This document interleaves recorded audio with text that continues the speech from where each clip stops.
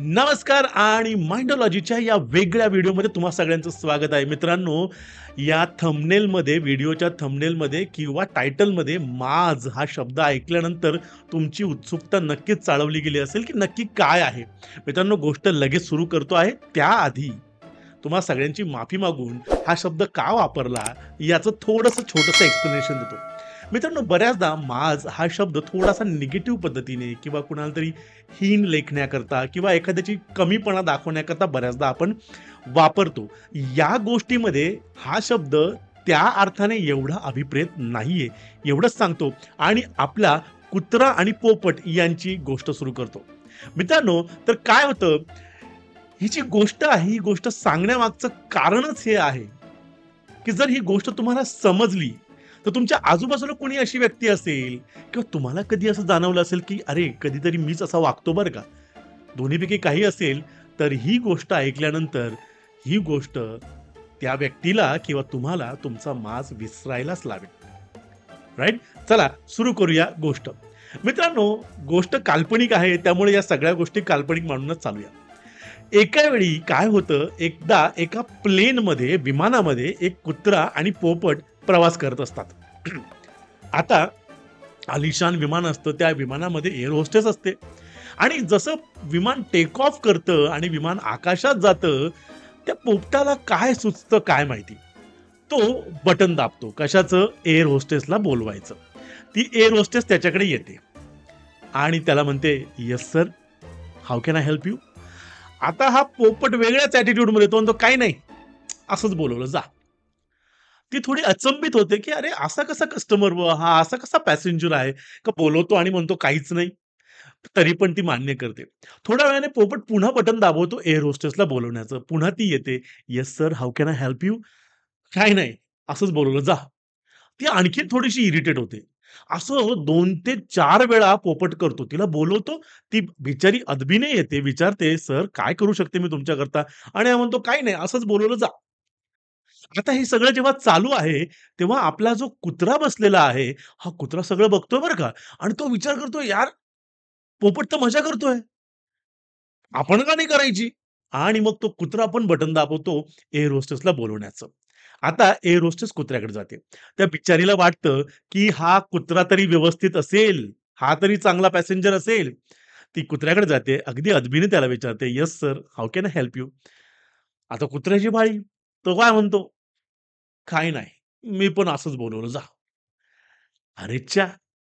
Air hostess आणखीन irritate होते. थोड्या वेळाने कुत्रा पुन्हा बटन दाबतो. पुन्हा ती येते. "Yes sir, how can I help you?" थोडी आता राग यायला सुरुवात झालाय तिला. कुत्रा म्हणतो, "काहीच नाही. असंच बोलवलं, जा."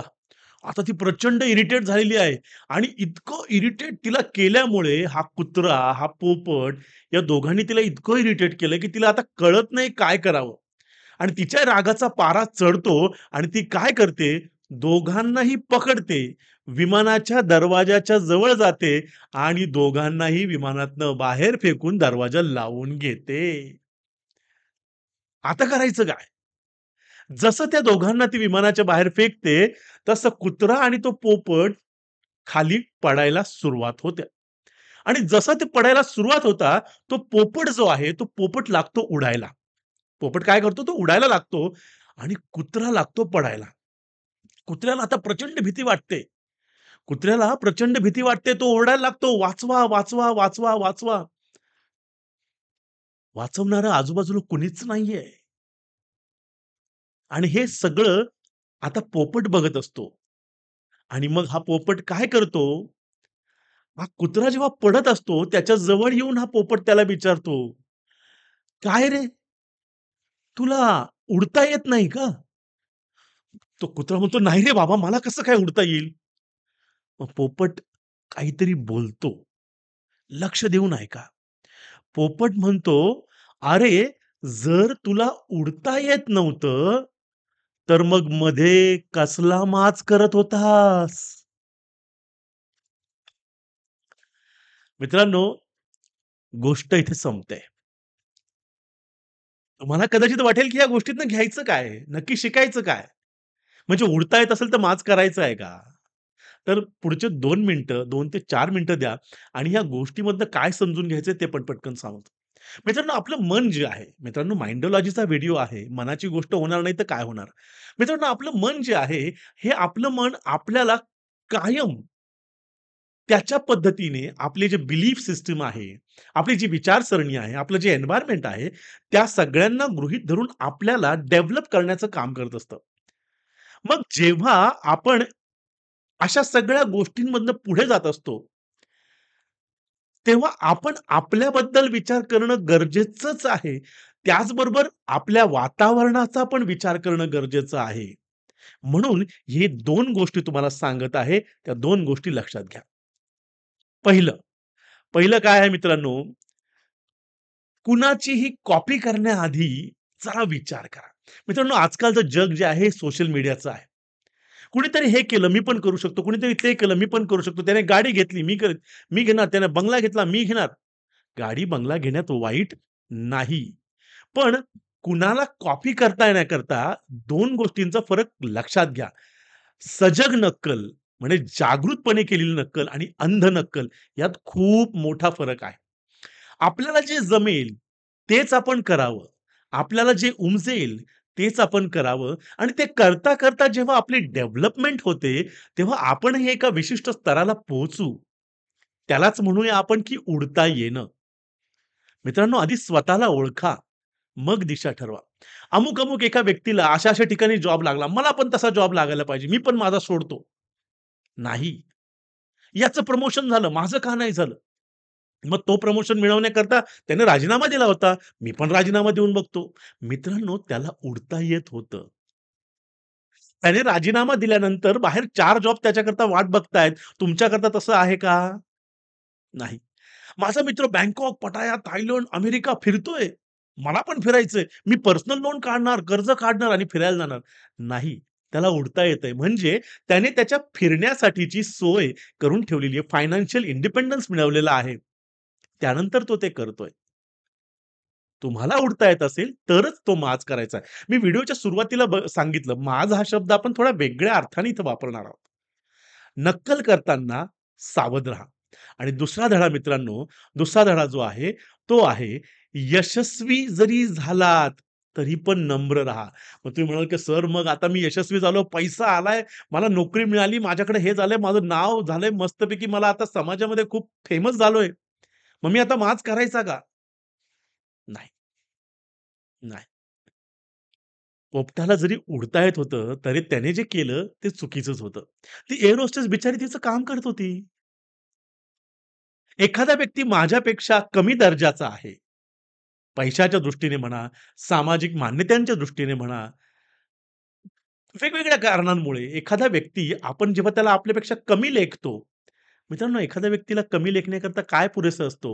आजकालच्या युगात म्हणाल तर एखादा व्यक्ती माझ्यापेक्षा वेगळ्या जातीचा आहे, धर्माचा आहे, कमी पैसेवाला आहे, त्याचा विशिष्ट प्रकारचा वेगळाच जॉब आहे. त्या जॉबला जास्त समाजात मान्यता नाही. म्हणून आपण दुसऱ्यांवरती आपला ॲटिट्यूड दाखवायला जातो. मित्रांनो तसं कराल ना, तर आज नाही तर उद्या तुम्ही खाली पडणारच. मोठी-मोठी माणसं घ्या. आज त्यांनी इतकं कर्तृत्व कमावलेलं आहे. पण तरी पण ती डाउन टू अर्थ असतात. आणि जो नाहीये त्याला अर्थवरती पुन्हा यावंच लागतं. जमिनीवरती हे दैव किंवा कर्म जे आहे ते घेऊनच येतं. मग उद्या जर तुम्हाला उडता आलं म्हणजे काय? जर तुम्ही फायनान्शियली इंडिपेंडंट झालात, तुम्ही तुमच्या करिअरमध्ये सक्सेसफुल झालात, तुम्हाला समाजामध्ये फेम मिळालं, मान्यता मिळाली किंवा तुम्ही उत्तम पद्धतीने जे काही करतात त्याच्यामध्ये अत्युच्च शिखराला पोहोचलात, तरी पण ॲटिट्यूड करायचा नाही. माज दाखवायचा नाही. नम्रपणे राहायचं सगळ्यांशी. Greatness lies in humility, not in showing off. आणि म्हणून हा आज व्हिडिओ एका वेगळ्या पद्धतीने मी तुमच्याकरता आणलाय. मित्रांनो, झेप ही घेतलीच पाहिजे. नवीन-नवीन, मोठी-मोठी स्वप्न बघितलीच पाहिजे. त्याशिवाय आपल्या आयुष्याला कलाटणी मिळणार नाही. पण ही झेप घेतल्यानंतर जेव्हा उंच आकाशात आपण विहारू, तेव्हा जमिनीतून कुठून उडालो हे विसरायला कामा नये. राइट? मित्रांनो, या मजेदार गोष्टींद्वारे माइंडॉलॉजीमध्ये तुमच्याकरता हे घेऊन आलो होतो. प्रत्येक वेळी आयुष्यात कुणाचं तरी अनुकरण करण्याआधी माझं काय, माझी झेप काय आणि यशस्वी झाल्यावरती स्वतःला आठवण करून ठेवत जा, मी उडतोय पण मी जमीन विसरलो नाहीये. स्वतःची ओळख ठेवा, नम्र राहा आणि खऱ्या अर्थाने मोठं व्हा. एवढंच सांगतो आणि हाच संदेश आज तुमच्याकरता घेऊन येतोय. जर तुम्हाला हा संदेश आवडला असला, तर कमेंटमध्ये टाइप करायला विसरू नका, की येस मी झेप घेतोय किंवा मी झेप घेईन, पण माज दाखवणार नाही. आणि हो, या मजेदार गोष्टीतून तुम्हाला जर काही शिकवण मिळाली असेल, त्या व्हिडिओला लाईक करायला, शेअर करायला विसरू नका. पुढच्या व्हिडिओमध्ये पुन्हा एखादा मजेदार गोष्ट, मजेदार पॉडकास्ट घेऊन माइंडॉलॉजीमध्ये तुमच्याकरता येतच राहील. धन्यवाद. Thank you very much for watching this video.